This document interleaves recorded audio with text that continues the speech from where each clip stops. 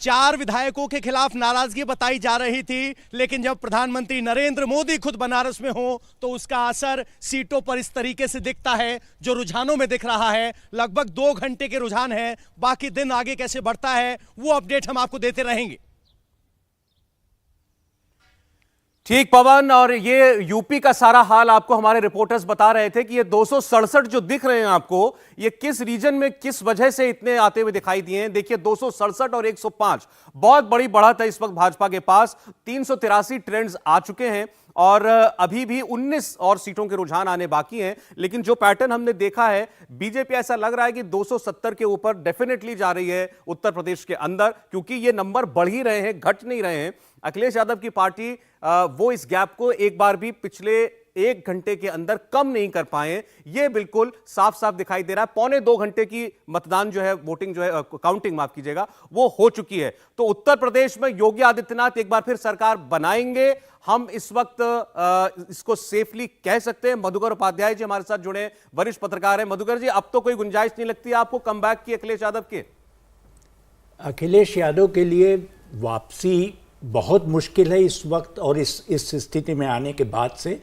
लेकिन एक बात साफ है कि अखिलेश ने जिस तरह ये लड़ाई लड़ी वो काबिल तारीफ है, उसकी प्रशंसा की जा सकती है। लेकिन इसमें संदेह शुरू से था कि उनकी लड़ाई इस मुकाम तक नहीं पहुंचेगी कि वो सरकार बना ले। ये बहुत साफ साफ दिखाई दे रहा था ज़मीन पर।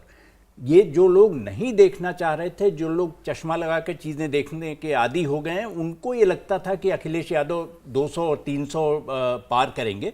ऐसा ज़मीन पर कभी होता हुआ दिख ही नहीं रहा था।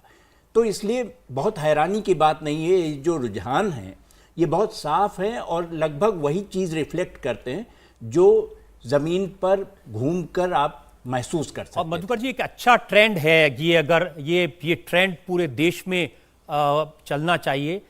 काम पर, विकास पर वोट मांगे। एक ऐसा योगी आदित्यनाथ जिनकी इमेज बिल्कुल साफ छवि की रही, कोई करप्शन का इल्जाम नहीं, कोई नैतिकता का इल्जाम नहीं, और राशन लोगों को मिला, प्रशासन ठीक चला, लॉ एंड ऑर्डर ठीक हुआ। अगर इस पर जनता वोट देती है तो ये अच्छी बात है। बिल्कुल अच्छी बात है। मैं एक और चीज कहना चाहता हूं रजत जी, ये मुझे लगता है कि इस चुनाव में एक चीज ध्वस्त हुई है और दूसरी कायम हुई है। ध्वस्त एक तरह से कहिए कि वो जो जाति वाली राजनीति थी, जिसके आधार पर आम तौर पर लोग गणना करते हैं और बताते हैं कि ये आगे वो जीते और ये जाति होगी तो इस जाति को टिकट मिलेगा तो उसको वोट मिल जाएंगे, वो कुछ हद तक टूटा। और जो फैक्टर काम कर रहे, 2 चीज़ें हुई हैं। एक तो महिलाएं, उनके वोट और उनका वोटिंग परसेंटेज जिस तरह बढ़ा है उसका असर, और दूसरा 2 फैक्टर्स हैं इसमें। एक जिनको मैं लाना फैक्टर कहता हूं, बहुत लोग हंसते थे शुरू में कि ये समझ में नहीं आ रहा है, लेकिन ये लाना फैक्टर में ला और ना है। ला वो लाभार्थी हैं जिसको आप राशन कह रहे हैं, और उन्होंने ये सारे बंधन तोड़े, और ना में वो हैं जो नाराज चल रहे थे। तो बीजेपी के लिए ला तो कोई फैक्टर था ही नहीं, वो तो उसके साथ ही था।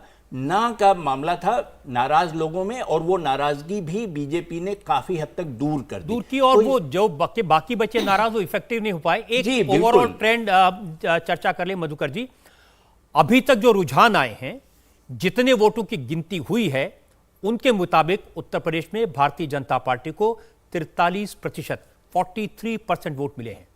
समाजवादी पार्टी को 30% वोट मिले हैं, बीएसपी को 13% और कांग्रेस को सिर्फ 2.71% वोट अब तक मिले हैं। ये बड़ी चीज़ है। मैं फिर से आपको ये फिगर बता देता हूं, ये बड़ी समझने वाली फिगर्स हैं। 43% उत्तर प्रदेश में बीजेपी को अब तक वोट मिले हैं, समाजवादी पार्टी को 30%, बीएसपी को 13% और कांग्रेस को सिर्फ 2.71% वोट मिले हैं। जो वोटों का परसेंटेज है, ये बताता है कि कैसे बीजेपी 275 सीटों पर आगे चल रही है और समाजवादी पार्टी 105 सीटों पर आगे चल रही है। रजत जी, मैं इसको महिलाओं का चुनाव कहना चाहूंगा, क्योंकि जो निर्णय हुआ है, जो फैसला हुआ है, वो उनके वोट से हुआ है।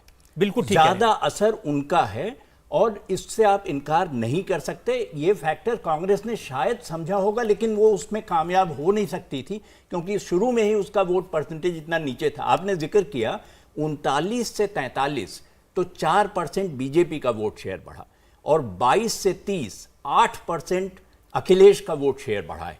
तो बढ़ा तो, लेकिन कितना बढ़ के होगा, उससे क्या हासिल होगा? क्योंकि समाजवादी पार्टी ने तो कभी 29% से ज्यादा वोट समाजवादी पार्टी को यूपी में मिला ही नहीं। तो वो अगर वहीं पहुंच रहे हैं तो कैसे मुकाबला करेंगे 43% का? और आपने बिल्कुल सही बात की, महिलाओं में जो सुरक्षा की भावना थी बिल्कुल योगी आदित्यनाथ की सरकार की वजह से,